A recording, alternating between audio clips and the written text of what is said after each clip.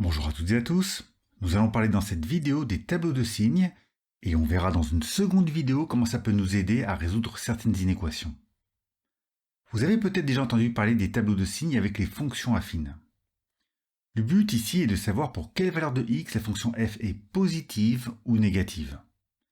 On le fait par des calculs algébriques, ce qui permet de balayer toutes les valeurs de x possibles. Et pour cela, il suffit de résoudre une simple inéquation. On additionne 7 de chaque côté, puis on divise par 3 des deux côtés de l'inégalité, ce qui donne x supérieur à 7 tiers. Quand on résout une telle inéquation, on cherche à savoir quand est-ce que 3x moins 7 est positif. Et on a trouvé que cette fonction f est positive pour tous les nombres x supérieurs à 7 tiers. On peut faire apparaître cette information dans le tableau en marquant la valeur 7 tiers et un plus pour toutes les valeurs de x supérieures à 7 tiers. Inutile de refaire une deuxième inéquation pour savoir que c'est négatif pour toutes les valeurs de x inférieures à 7 tiers. Et entre les deux, pour x égale 7 tiers, on a bien évidemment f de x qui vaut 0. Passons à un second exemple pour bien comprendre le principe du tableau de signes. Comme vous le voyez, ici on a comme un produit de deux fonctions affines. Ce qu'il ne faut surtout pas faire, c'est de développer cette expression algébrique. Si on fait ça, on se retrouvera bloqué. Au contraire, quand on a la chance d'avoir une expression factorisée, il faut la garder et utiliser la règle des signes d'un produit. Si on multiplie deux nombres de même signe, le résultat est positif, sinon c'est négatif. Et donc, pour faire le tableau de signes de la fonction g, on va étudier le signe de 2x moins 6 et de moins x plus 1. On commence par 2x moins 6, on additionne 6 des deux côtés de l'inégalité, puis on divise par 2. 2x moins 6 est positif pour tous les nombres x plus grands que 3. On peut marquer ce résultat dans le tableau. Pour tous les nombres x strictement supérieurs à 3, 2x moins 6 est positif. Et en dessous de 3, c'est négatif. Et pour x égale 3, ça vaut 0.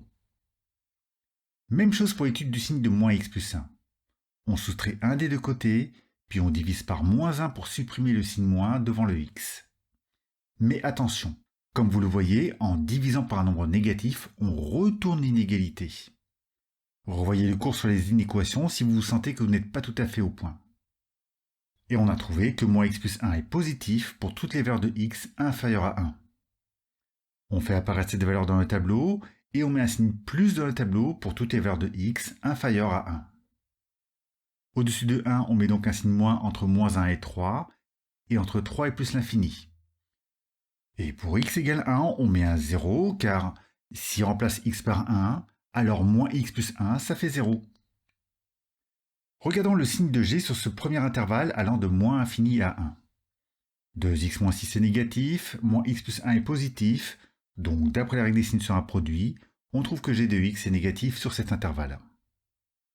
Pour x égale 1, on a moins x plus 1 qui fait 0, et 0 multiplié par n'importe quel nombre, ça fait 0. Ensuite, sur l'intervalle allant de 1 à 3, on a moins et moins qui font plus. Pour x égale 3, on a 2x moins 6 qui fait 0, ce qui fait que g de x est aussi égal à 0. Et enfin, sur l'intervalle allant de 3 plus infini, le produit de deux facteurs de signes différents nous indique que la fonction g est négative. Voilà pour ce deuxième exemple. Mais vu que la règle des signes est la même pour les produits que pour les quotients, on peut aussi faire le tableau de signes sur ce genre de fonction. C'est comme un quotient de deux fonctions affines. Et pour information, cela s'appelle une fonction homographique. Pour dresser le tableau de signes, ça va être le même principe que l'exemple précédent. On va étudier le signe de 4x plus 1 et de 2x moins 8 avant de trouver le signe de cette fonction h. Pour le signe de 4x plus 1, on résout l'inéquation 4x plus 1 supérieur à 0. Pour ça, on soustrait 1 de chaque côté de l'inégalité, puis on divise par 4. On peut marquer cette valeur dans le tableau. D'après cette inéquation, 4x plus 1 est positif pour toutes les valeurs de x supérieures à moins un quart, et c'est donc négatif de l'autre côté, et entre les deux, ça fait 0. On passe maintenant à 2x moins 8, on additionne 8 des deux côtés, et on divise par 2. On rajoute cette valeur dans le tableau, 2x moins 8 est positif pour toutes les valeurs de x supérieures à 4.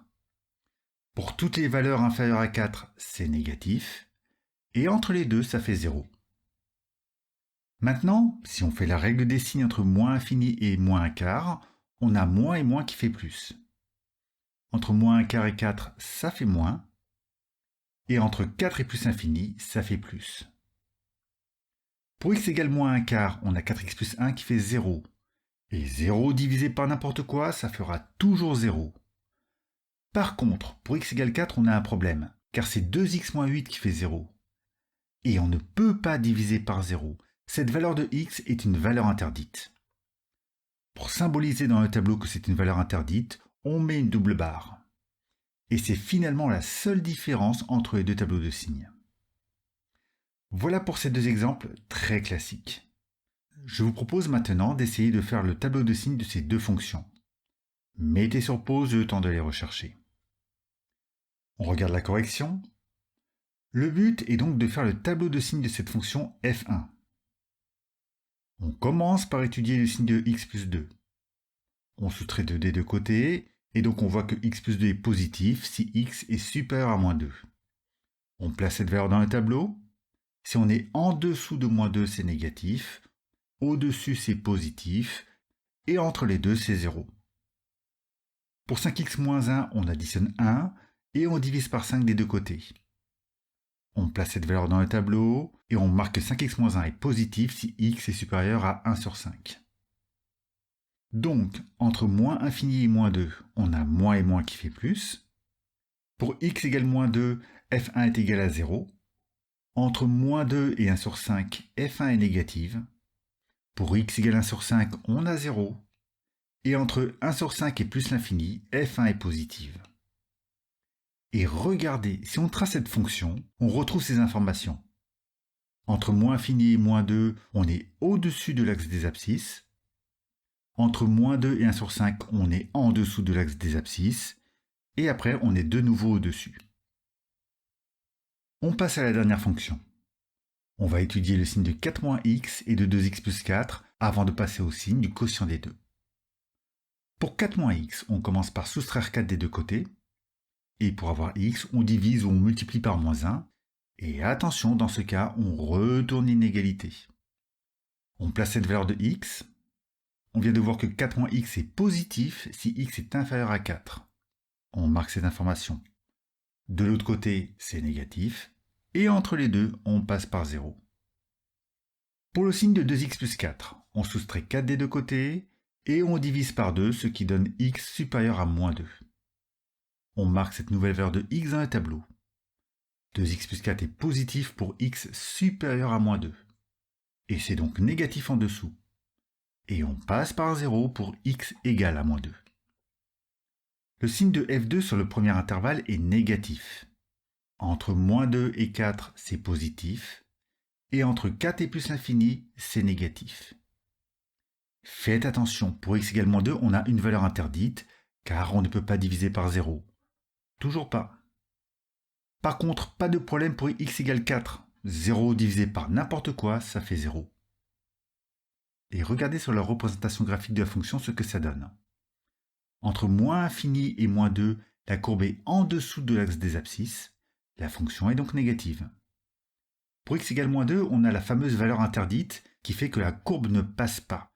C'est comme un mur infranchissable. Entre moins 2 et 4, la courbe est au-dessus de l'axe des abscisses. La fonction est positive.